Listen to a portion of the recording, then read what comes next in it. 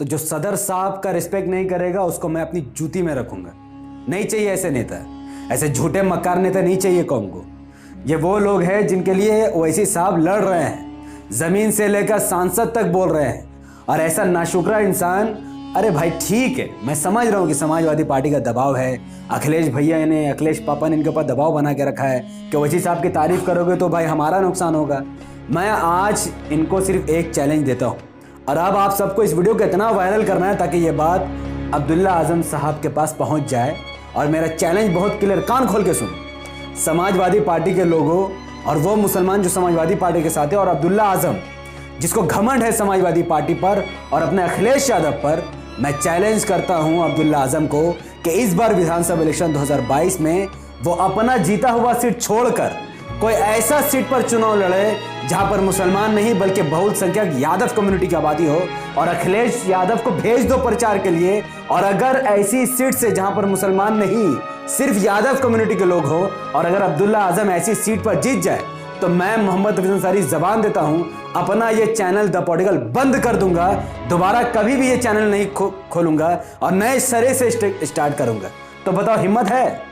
मुसलमानों के वोटों को लेकर विधायक बनने वाले, अखिलेश यादव को सीएम बनवाने वाले, 19% मुसलमानों का वोट खाने वाले ओवैसी साहब पर उंगली उठा रहे हैं। अपनी क्या हैसियत है?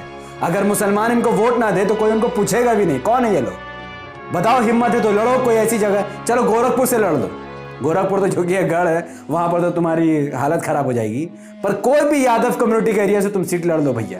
ये मेरा Mohammad Hafeez Ansari the political channel के माध्यम से मैं चैलेंज दे रहा हूं कि अगर इनको अपने अखिलेश अब्बू पर इतना भरोसा है कि भैया अखिलेश भैया इनको कहीं से भी जितवा सकते हैं, तो मुस्लिम बहुसंख्यक सीट छोड़कर कोई यादव बहुसंख्यक सीट पर अब्दुल्ला आजम तो क्या, आजम खान साहब भी नहीं जीत सकते हैं, क्योंकि समाजवादी पार्टी सिर्फ मुसलमानों के भीख से जिंदा है।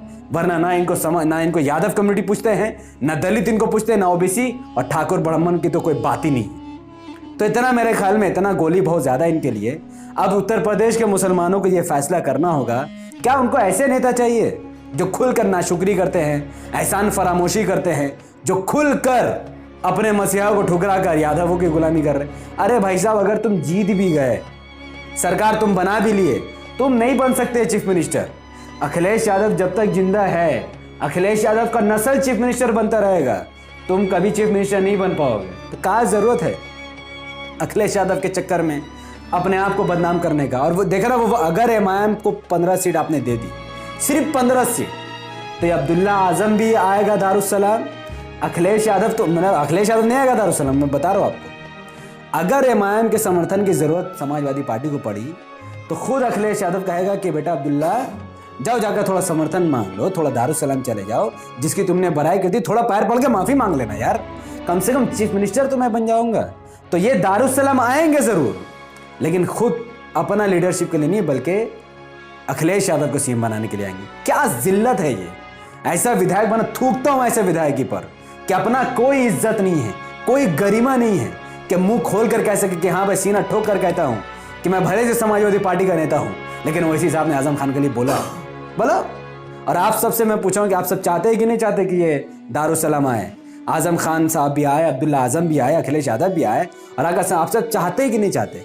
तो इस वीडियो को भाई साहब आपको कोना कोना में फैला देना है। बहुत हुआ MIM B team, RSS agent, कितना झूठ बोलोगे यार। एक बंदा ओवैसी साहब की गलत तस्वीर लगा करके मतलब जहां पर मुलायम सिंह बैठा हुआ आरएसएस के मोहन भागवत के बगल में, वहां ओवैसी साहब को उसने बैठा दिया, और था कौन बेचारा? मुसलमान। अरेस्ट हो गया, जेल में चले गया, क्या फायदा? यानी ऐसे ऐसे पार्टी को गुलामी कर रहा है और झूठ बोलकर जेल जा रहा है, दुनिया भी बर्बाद और दिन भी बर्बाद।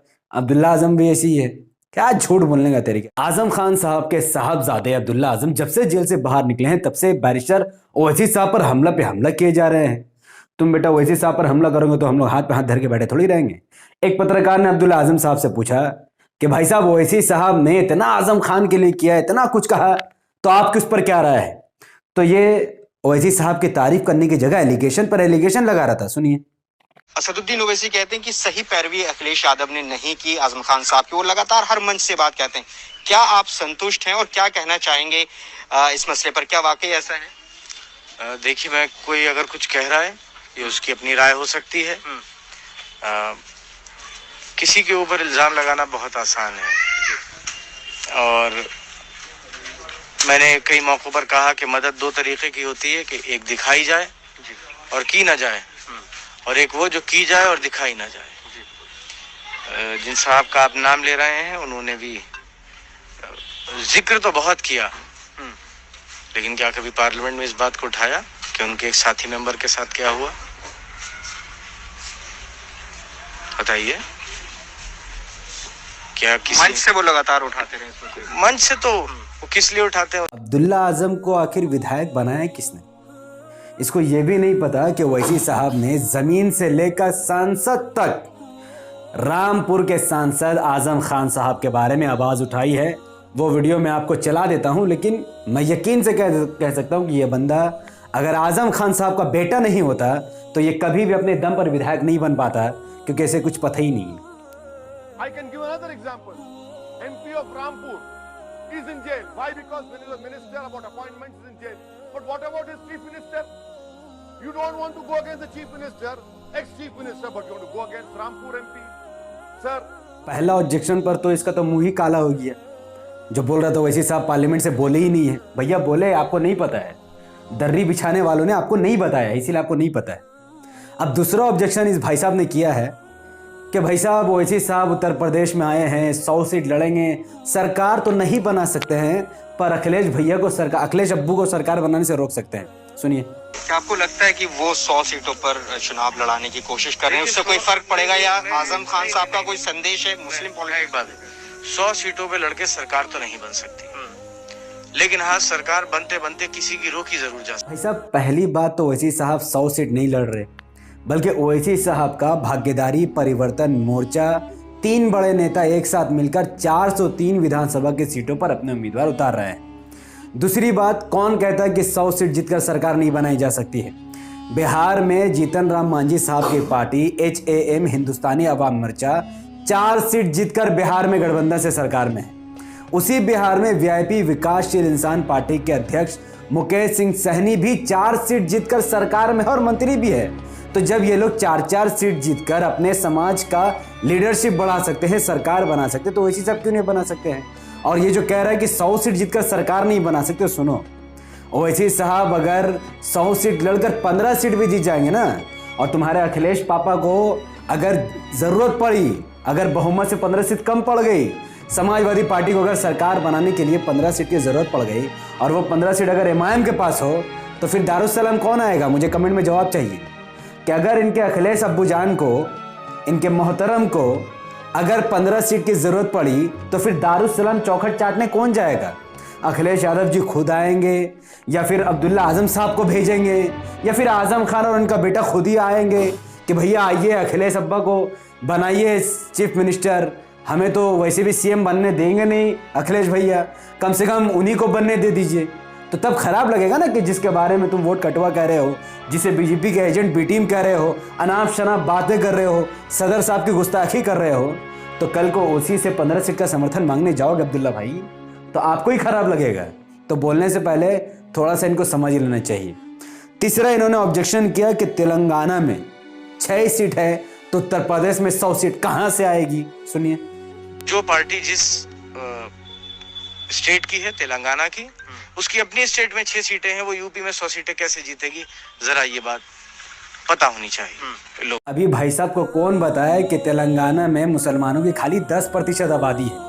अगर तेलंगाना के 20-30 लाख मुसलमान AIMIM को 6 विधानसभा की सीट दे सकते हैं, 1 मेंबर ऑफ पार्लियामेंट की सीट दे सकते हैं, 44 काउंसिलर जिता सकते हैं, इतनी ताकत दे सकते हैं कि MIM जिसकी चाहे मेयर बनाए, जिसके चाहे मेयर गिराए, तो उत्तर प्रदेश का 5 करोड़ मुसलमान, 4 से 5 करोड़ मुसलमान क्या MIM को 100 विधानसभा की सीट नहीं दे सकता? अभी तो मैं MP की बात ही नहीं कर रहा हूँ, अभी तो मैं सिर्फ विधानसभा सीट की बात कर रहा हूँ। तो उत्तर प्रदेश के 4-5 करोड़ मुसलमान क्या ओवैसी साहब को 100 विधानसभा की सीट नहीं दिला सकते?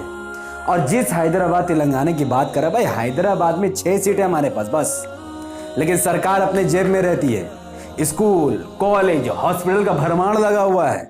14,000 बच्चे बेहतरीन इंफ्रास्ट्रक्चर वाले स्कूल में मुफ्त में तालीम हासिल करते हैं, इंजीनियर बनते हैं, डॉक्टर बनते हैं, ओवैसी हॉस्पिटल में जाकर इलाज करवाते हैं, कम से कम दामों में बड़े बड़े ऑपरेशन कर दिए जाते हैं। तो भैया 6 सीट में जब हैदराबाद में इतना कुछ हम कर रहे हैं, तो अब सोचो कि अगर उत्तर प्रदेश में 100 विधानसभा की सीट अगर सरकार नहीं भी बना पाए, अगर सरकार नहीं, भाई तेलंगाना में थोड़ी हमारी सरकार है, तेलंगाना में एमआईएम की सरकार नहीं है, यूपी में अगर 100 सीट आ गई, सरकार नहीं भी बनेगी, तो इतना स्कूल कॉलेज हॉस्पिटल खुलेगा, इतना इंस्टीट्यूट खुलेगा, इतना रोजगार मिलेगा कि भैया लोगों को लगेगा कि ये सरकार में नहीं हो कि सरकार चला रहे प्राइवेट। चलो कोई बात नहीं है, तो यूपी के मुसलमानों को डिसाइड करना है कि अखिलेश भैया को चीफ मिनिस्टर बना के रिक्शा चलाना है या ओवैसी साहब के विधायक को जिता करके उन्हें स्कूल कॉलेज हॉस्पिटल में शिक्षा और चिकित्सा करवाना है। ये फैसला वो खुद करते हैं। चलो अब चौथा इन्होंने बहुत बड़ा ऑब्जेक्शन किया है बिहार के बारे में। अब्दुल्ला आजम भाई साहब कह रहे हैं कि बिहार में ओवैसी साहब लड़ी है, इसीलिए बीजेपी सरकार बनी है। सुनिए। और बिहार में क्या हुआ था लोग मेरे ख्याल से अभी तक नहीं भूले हैं, न भूलेंगे। चुनाव मान गए तुम्हारे ज्ञान, क्या ज्ञान है इनके पास, क्या बेवकूफ बनाते मुसलमानों को। आहा, बिहार में एमआईएम लड़ी तो बीजेपी की सरकार बन गई। खुद तेजस्वी यादव ने यह बात मान लिया कि बिहार में एमआईएम की वजह से आरजेडी को कोई नुकसान नहीं पहुंचा है।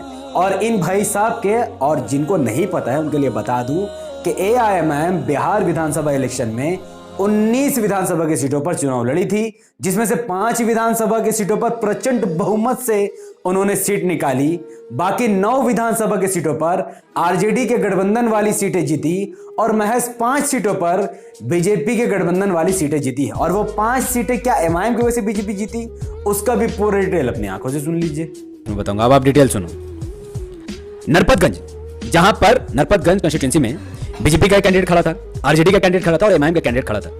आप बिलीव नहीं करोगे, बीजेपी को 77,962 वोट मिले बीजेपी को, और एमआईएम को मिला 4,900 वोट, मात्र 4,000 बस। और आरजेडी को मिला 56,359 वोट। अब एक बार अपना दिमाग लगाओ कि अगर एमआईएम की वजह से यहाँ अगर बीजेपी जीती है तो आरजेडी को 56,000, बीजेपी को 77,000, यानी आरजेडी को 21,000 वोट की जरूरत थी। अगर एमआईएम अपना प्रत्याशी यहाँ पर ना उतारता तो मात्र 5,000 वोट का फायदा आरजेडी को होता है। तो आरजेडी 56,000 से 61,000 में आ जाती, फिर भी तो 10,000 घट रहा है, 11,000 फिर भी वोट घट रहा है। तो इससे ये रिजल्ट निकलता है कि जो आरजेडी का उम्मीदवार वहां पर खड़ा था वो कोई काम का लायक नहीं था। वहां के लोगों ने, नरपत कंस्टिट्यूंसी के लोगों ने, नरपतगंज के लोगों ने उस कैंडिडेट को पसंद नहीं किया, आरजेडी के काम को पसंद नहीं किया। आरजेडी के जो भी 10 साल गुजरे, 15 साल, 30 साल गुजरे, वहां पर कभी काम ही नहीं हुआ, इसलिए उसने बीजेपी को मौका दिया, बीजेपी जीत गई। तो एमआईएम को तो यहाँ कोई रोल नहीं है। दूसरा सीट है साहेबगंज। साहेबगंज में वीआईपी, जो एनडीए से जिसको सीट मिली थी वीआईपी, उसको 81,036 वोट मिले और आरजेडी को 65,643 वोट मिले, यानी 65,000। टोटल 20,000 वोट कम मिला उसे, लगभग 15 से 20,000 वोट कम मिले। और वहां पर एमआईएम को मात्र 4,048 वोट मिला है। अगर एआईएमआईएम साहेबगंज में अपना कैंडिडेट नहीं उतारती तो आरजेडी का टोटल 65 से 69,000 हो जाता, फिर भी 12,000 वोट से आरजेडी हार जाती। तो आपको दिमाग लगा के बताओ, अगर जरा से भी आपके अंदर समझे कि अगर एमआईएम यहाँ कैंडिडेट नहीं उतारती तो क्या आरजेडी इसको हरा पाती? इसलिए आरजेडी हारी क्योंकि वहां के लोगों ने आरजेडी पार्टी को पसंद नहीं किया, आरजेडी के कैंडिडेट को पसंद नहीं किया। 30 साल में आरजेडी को काम नहीं किया तो उसने बीजेपी वीआईपी को चांस दे दिया। थर्ड में आते हैं परनपुर, जहां पर बीजेपी के कैंडिडेट को 71,206 वोट मिले।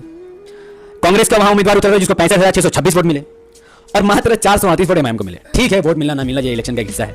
अब खुद सोचो, जब कांग्रेस को बीजेपी से 6,000 वोट कम मिला है, अगर एमआईएम वहां पर सीट ना भी उतारती, वहां पर कैंडिडेट नहीं खड़ा करती, तो मात्र 400 वोट का फायदा कांग्रेस को होता है। तो कांग्रेस 79,475 से 78,000 हो जाता। फिर भी 3,000 वोट से तो बीजेपी आगे। तो एमआईएम अगर ना भी उतारता तो क्या फर्क पड़ता? फिर आते हैं बरारी में, जहां पर जेडीयू के उम्मीदवार को 81,320 वोट मिले, आरजेडी के उम्मीदवार को 70,473 वोट मिले और एमआईएम को 6,564 वोट मिले। अब जेडीयू से आरजेडी के बीच में 11,000 वोटों का फर्क है।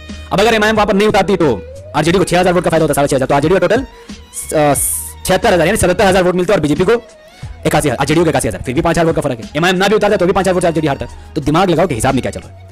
छातापुर में एमआईएम आरजेडी बीजेपी के बीच में टक्कर हुआ, बीजेपी को 77,000 वोट मिले, आरजेडी को 63,000 और एमआईएम को मात्र 1,801 वोट मिले। अब खुद सोचो कि अगर आरजेडी को एमआईएम की जगह 1,000 और वोट मिल जाता, 2,000, तो उसका टोटल 65,000 होता। फिर भी बीजेपी 70,000 वोट में, यानी 20,000 वोट से आगे, 10,000 वोट से आगे। तो एमआईएम अगर इन 5 सीट पर ना भी उतरती तो भी आरजेडी बीजेपी को उम्मीदवार को नहीं हरा पाती। इसका रीजन ये है क्योंकि आरजेडी का काम उनको पसंद नहीं है, कांग्रेस का काम उनको पसंद नहीं है, महागठबंधन का काम उनको पसंद नहीं है, साथ कभी किसी ने डेवलपमेंट का काम ही नहीं किया, इसलिए उन्होंने बीजेपी, जेडीयू और वीआईपी को फायदा दिया। एक सीट ऐसा है कि अगर वहां पर एमआईएम भी थी, कांग्रेस भी थी और जेडीयू भी थी, तो वो सीट के बारे में पोस्ट वायरल किया गया कि वहां पर रानीगंज से रोशन देवी आगे, माफ करना, जेडीयू की उम्मीदवार आगे बढ़ रही है। भाई वो अधूरा पोस्ट है। हुआ यूं कि वहां पर जेडीयू को 81,874 वोट मिला, 81,874। कांग्रेस को मिला 79,479 यानी 79,479 वोट, 79,479।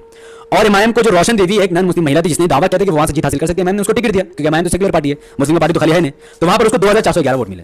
तो कांग्रेस के लोगों का ये मानना है कि अगर इमाम वहां से रोशन देवी को टिकट ना देती, यानी इमाम हिंदू को टिकट ही ना देना, ऐसा हो सकता है क्या ना देती तो 2,500 वोट का फायदा कांग्रेस को होता है, तो कांग्रेस को टोटल वोट हो जाता 81,900 समथिंग, यानी वो जेडीयू से जीत जाता है।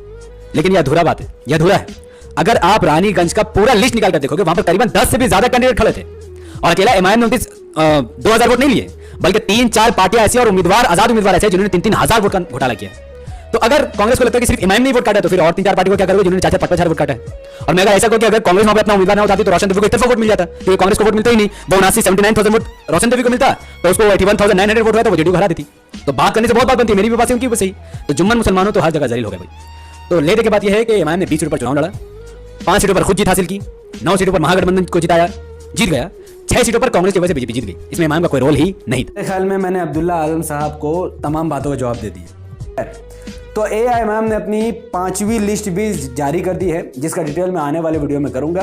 तब तक इस वीडियो को लाइक कीजिए, इसके लिंक को व्हाट्सएप, फेसबुक, इंस्टाग्राम में शेयर कीजिए, अपनी बातों को कमेंट पर रखिए। क्या आप सबके नज़र में इमाम उत्तर प्रदेश में कितनी सीट जीत सकती है? आप मेरी बातों से मुत्तफिक हैं या फिर अब्दुल्ला आजम के झूठ से मुत्तफिक है? अपनी बात जरूर कमेंट पर रखिए। हमारे यूट्यूब चैनल द पॉलिटिकल को सब्सक्राइब कीजिए, बेल आइकन हिट कीजिए, मुझे अपनी दुआ में याद रखिए। और अगर आप सब इस वीडियो को हमारे Facebook channel the political news पर देख रहे हैं तो इसे अभी के अभी कम से कम 5 ग्रुप में शेयर कीजिए।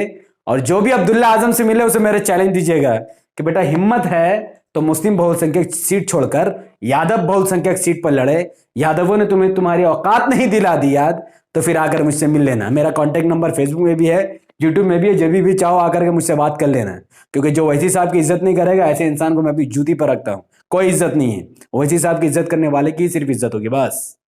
बहुत बहुत शुक्रिया। अस्सलाम वालेकुम व बरकात। अल्लाह के सलाम तहन तो बरकात आप तमाम भाई और बहनों पर हो। मैं अल्लाह हबीबी सब